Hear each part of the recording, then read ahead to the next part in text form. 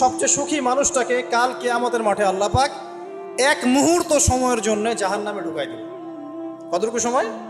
এক মুহূর্ত। আল্লাহ পাক জানেন কতটুকু সময়। এরপর তাকে বের করে বলবেন, দুনিয়াতে সুখে ছিলা? সে বলবে, আল্লাহ সুখ কি জিনিস আমি জানি না, সুখ কাকে বলে আমি জানি না, সুখ কি আমি সেটা জানি না, আল্লাহ সুখ কাকে বলে আমি সেটা জানি না। আর এই পৃথিবীর সবচাইতে নির্যাতিত, নিপীড়িত এবং দুঃখ ক্লেশে ভরা মানুষটাকে আল্লাহ পাক এই এক মুহূর্তের জন্য জান্নাতে ঢুকিয়ে দিয়ে বের করে নিয়ে আসবে। বলবেন যে দুনিয়াতে দুঃখে ছিল, কষ্টে ছিল? এই ব্যক্তি বলবে, আল্লাহ কষ্ট কি জিনিস আমি জানি না, কষ্ট কাকে বলে আমি কষ্টের সংজ্ঞাই জানি না। এই ব্যক্তির তাকদিরে কি হবে পরে? এই ব্যক্তি জান্নাতের ওই যে আরফ নামক জায়গায় দাঁড়িয়ে থাকবে, চেহারাটা ঘুরিয়ে দেওয়া হবে জাহান্নামীদের দিকে। সে বলবে যে আল্লাহ চেহারাটা খালি আমাকে জান্নাতের দিকে ঘুরায় দাও, আমি জান্নাতে যেতে চাচ্ছি না, খালি চেহারাটা ঘুরায় দাও, বাস এনাফ। আল্লাহ বলবেন আর কিছু চাবো না তো? না, আর কিছু চাবো না। ঠিক আছে, চেহারা ঘুরাই দিলাম। এবার চেহারা জান্নাতের দিকে ঘুরে আসে, জান্নাতের ঘ্রাণ, জান্নাতের নেয়ামতের স্নিগ্ধতা সব পাচ্ছে সে। এবার বলছে আল্লাহ শুধু দরজার কাছে নিয়ে যেয়ে রেখে দাও, ঢুকতে চাবো না। আল্লাহ বলবেন যে এইবার কথা দিয়ে কথা রাখবা? ঠিক আছে, জান্নাতের দরজার সামনে গিয়ে রেখে দাও। ও বেচারা দরজা ধরে দাঁড়ায় আছে, চিন্তা করবে, ও ভাববে, ওই সময় সে ভাববে, হাদিসে এত স্পেসিফিকলি আসছে, সে ভাববে যে আর কিভাবে আল্লাহকে বলবো, আল্লাহ তো এতদূর পর্যন্ত নিয়ে আসলেন। এরপর বলবে যে জাস্ট একটু উকি দিব, আল্লাহ খালি একটু উকি দিতে, ঢোকানোর দরকার নেই, খালি উকি দিব। আল্লাহ পাক বলবেন, দেখো আদম সন্তান তোমরা কিন্তু কথা খুব কম রাখো, আদম সন্তান তোমরা কথা দিয়ে কথা রাখতে পারো না। ওই যে আদম আলাইহিস সালামকে বলা হয়েছিল না, ওয়ালা তাকরাবা হাযিহি শাজারা, তোমরা গাছের কাছে যেও না, তাও তারা গাছের কাছে চলে গেলেন। তোমরা কথা দিয়ে কথা রাখো না। এবার উকি দিয়ে সে বলবে, আল্লাহ এতদূর যখন নিয়ে আসছো, আল্লাহ আমাকে আর এখান থেকে দূরে ঠেলে দিও না, আমাকে ঢুকাই দাও আল্লাহ জান্নাতের মধ্যে। আল্লাহ পাক তাকে জান্নাতে ঢুকাই দিবেন এবং এই দুনিয়ার চাইতে 10 গুণ বড় জান্নাত তাকে দিবেন ইনশাআল্লাহ। তাহলে আমরা বুঝতে পারলাম যে দুনিয়ার বাস্তবতা কি আর আসল প্রকৃত সাফল্য কাকে বলে।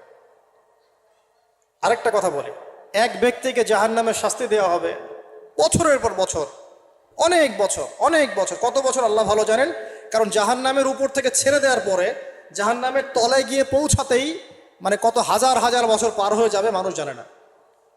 এত গভীর জাহান্নাম, এত গভীর। আমরা তো এখন নাসাকে ইলাহ বানিয়ে নিয়েছি, নাসা যা বলে তাই বিশ্বাস করি।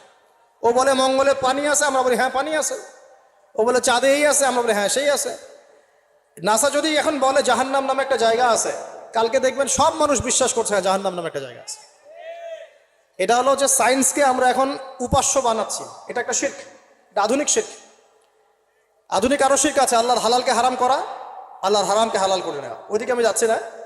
এখন পড়তে একটা জায়গা তাকে দাঁড় করিয়ে দেওয়া হবে, আযাব দেওয়া হবে। এক পর্যায়ে সে চিৎকার করতে থাকবে, ইয়া মান্নান ইয়া হান্নান, ইয়া মান্নান ইয়া হান্নান। এভাবে চিৎকার করতে এগুলো আল্লাহ পাকের নাম। এগুলো কি আল্লাহ পাকের নাম। আল্লাহ পাক বলবেন, দেখো জাহান্নামের অতল গভীরে কোন আমার বান্দা আমাকে ডাকছে, কি হাজত তার, নিয়ে আসো। ওকে জিজ্ঞাসা করা হবে কি প্রয়োজন। সে শাস্তির অভিযোগ করবে, শাস্তির অভিযোগ করে তাকে বলবে যে আমার এই শাস্তি আমি সহ্য করতে পারছি না, আল্লাহ আমাকে এইটা দাও সেটা দাও, আমাকে, আমি যেখানে থাকি সে থাকার জায়গাটা ভালো না, আমি যেখানে বসি বসার জায়গা ভালো না, এরকম অনেক কথা বলতে থাকবে। আল্লাহ পাক তখন তার গুনাহগুলোকে স্মরণ করাবেন, মানে তার এই অবস্থা কেন হলো এটা স্মরণ করাবেন।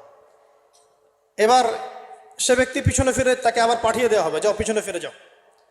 তো যেতে সে তাকাবে পিছনে ফিরে, বারবার তাকাবে আর বলবে, আল্লাহ তোমার রহমতে আমাকে একবার সেখান থেকে তুমি বের করে নিয়ে আসছো, আল্লাহ দ্বিতীয়বার আমাকে সেখানে পাঠাও, আমি তোমার রহমতের আশা রাখি যে তুমি আমাকে মাফ করে দিবা। আল্লাহ পাক বলবেন, আমার রহমতের ওসিলায় সে আমার কাছে চেয়েছে, যাও আমি তাকে মাফ করে দিলাম। এই জাহান্নাম থেকে বের করেও আল্লাহ পাক অনেক মানুষকে কি করবেন, জান্নাতে দিবেন ইনশাআল্লাহ। একজন ব্যক্তির কথা আসছে, 99টা খুন করেছে, তওবা করার সুযোগ আছে কিনা খুঁজতে গিয়েছে। এক আবেদ যে ইবাদত করে, আলেম না আবেদ, সে বলেছে কোনো মাফ নাই, ওকেও হত্যা করে 100 পূর্ণ করেছে। পরে অন্য এক আলেমের কাছে গিয়ে তওবা করেছে। আল্লাহ পাক তার জান কবজের সময় ফেরেশতাদের দূরত্বকে পরিমাপ করে এই ওসিলায় আল্লাহ রাব্বুল আলামিন তাকে মাফ করে দিলেন। আরেক ব্যক্তিকে মাফ করেছেন আল্লাহ রাব্বুল আলামিন, যে তার সন্তানদেরকে বলেছিল আমি মারা গেলে আমার লাশটাকে পুড়িয়ে ফেলবা, অর্ধেক ছাই বাতাসে ভাসিয়ে দিবা, অর্ধেক ছাই সাগরে ভাসিয়ে দিবা, বাতাসে উড়িয়ে দিবা, সাগরে ভাসিয়ে দিবা। আল্লাহ পাক ছাই জড়ো করেছেন, করে বলেছেন কেন করেছো এই কাজ? সে বলবে মিন খাশিয়াতিকা ইয়া রাব্বি, হে আল্লাহ তোমার ভয়ে কাজ করেছিলাম, আর তুমি খুব ভালো করে জানো হে আল্লাহ আমি তোমার ভয় করেছি না অন্য কোনো কারণে করেছি। আল্লাহ পাক তাকে বলবেন যাও আমি তোমাকে মাফ করে দিলাম। এক নারীর কথা আসছে, ব্যভিচারী মহিলা, জিনা করে, পতিতা মহিলা, একটা কুকুরকে পানি পান করিয়েছে, আল্লাহ তাকে মাফ করে দিয়েছে। আর একজন লোকের কথা আসছে যে তার বন্ধুকে এতটুকু বলেছিল, একজন ব্যক্তি তার বন্ধুকে এতটুকু বলেছিল যে আল্লাহ তোকে কোনোদিন মাফ করবে না, আল্লাহ তোকে কোনোদিন মাফ করবে না। এরকম কথা কিন্তু আমরা অনেকে বলে ফেলি। আল্লাহ পাক মৌতের পরে এই দুই ব্যক্তিকেই ডাকবেন, কিয়ামতের মাঠে ডাকবেন, এটা বারজাকে হয়েছে। বলবেন আমার রহমত নিয়ে কথা বলার ইখতিয়ার তোমাকে কে দিয়েছে? আমি কাকে মাফ করব কাকে করব না এই কথা বলার ইখতিয়ার তোমাকে কে দিয়েছে? আজকে আমি তাকে মাফ করে দিলাম, তোমাকে জাহান্নামে দিয়ে দিলাম, চাও চলে যাও। অতএব আল্লাহ রাব্বুল আলামিনের এই বিশাল রহমত আমরা পাবো, আশাবাদী ইনশাআল্লাহ। এই কারণে আমাদের প্রথম যে বিষয়টা ফোকাস করতে হবে, আল্লাহ রহমত পেতে হলে আমাদের অবশ্যই বস্তুবাদিতা ত্যাগ করতে হবে। আল্লাহ পাক দুনিয়া পছন্দ করেন না, দুনিয়ার মোহে যারা ডুবে থাকে আল্লাহ এদেরকে পছন্দ করেন না। দুনিয়া প্রয়োজন, যতটুকু আমার দরকার আমি করব, যতটুকু প্রয়োজন নাই এই বিষয়টা আমি পেতেই হবে, চাই চাই আরও চাই, হ্যাঁ দু হাতে যা পাও হাত পেতে নাও, ঋণ করে ঘি খাও, এইসব দর্শনের ধার ধারবো না আমরা ইনশাআল্লাহ। আমাদের দুনিয়া চলে গেলে যাক, বাকির খাতা পূর্ণ হোক ইনশাআল্লাহ তাআলা। আর এই দুনিয়াতে এসেছি আল্লাহর ইবাদত করার জন্য। শিখলাম, জানলাম, বুঝলাম ইবাদত মানে শুধুমাত্র নামাজ, রোজা, হজ, যাকাত নয়।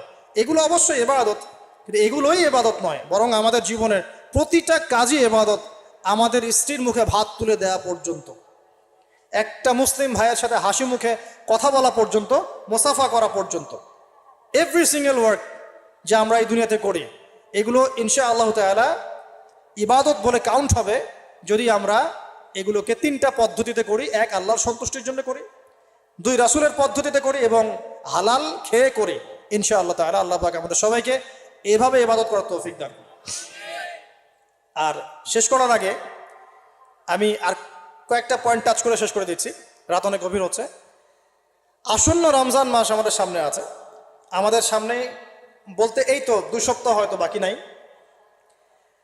আমি কয়েকটা পয়েন্টস খালি আপনাদের সাথে শেয়ার করবো, যে এই পয়েন্টগুলো যদি একটু ফোকাস করি, রমজান মাসটা গোনা মাফের উৎসব হবে ইনশাআল্লাহ। আমরা কলেজ লাইফে পড়তাম একটা ওয়ার্ড, উৎসবের উৎসাহ। উৎসবের উৎসাহ, এই যে ছায়ানট, উদিচি, এইসব জায়গায় যারা থাকে না, এরাও এই শব্দগুলো জানে ভালো করে। উৎসবের উৎসাহ, ওরা বলে যে জাগতে হবে রাত আলো জ্বেলে রেখে উৎসবের উৎসাহে, মানে রাত জাগতে হবে আলো জ্বেলে রেখে উৎসবের উৎসাহে। তো আমাদের এই দুনিয়ার জীবনের হায়াত কিন্তু খুব লম্বা না, খুব লম্বা কি 60 থেকে 70, এর মধ্যে আল্লাহ পাক কিছু উৎসবের উৎসাহ দিয়েছেন। যেমন শবে বরাত, যেমন শবে বরাতের রাত, এই রাতে ব্যক্তিকেন্দ্রিক তো কিছু ইবাদত করা যায়, সামগ্রিক না হলে। এই রাতে আল্লাহ পাক সবাইকে মাফ করেন, 2 শ্রেণীর মানুষ বাদ দিয়ে, মুশরিক, মুশাহিন, শিরক করে যারা, হিংসা বিদ্বেষ পোষণ করে যারা, এদের বাদ দিয়ে। শাবান মাস বেশি বেশি নবী রোজা রাখতেন, আরাফার দিন, আশুরা, মুহররম, জিলহজ মাসের প্রথম 10 দিন, কিছু উৎসবের উৎসাহ আল্লাহ দিয়েছেন, দেন নাই? সবচেয়ে বড় উৎসব কোনটা বলেন তো? এই যে রমজান মাস। এখন এই মাসে আলো জ্বালা থাকবে উৎসবের উৎসাহে। কিভাবে? প্রথম কথা বলি, দুনিয়াবি বাজার ঘাট, শপিং টপিং যা যা আছে আগে ভাগে এই কয়দিনে করে ফেলেন, যাদের সামর্থ্য আছে।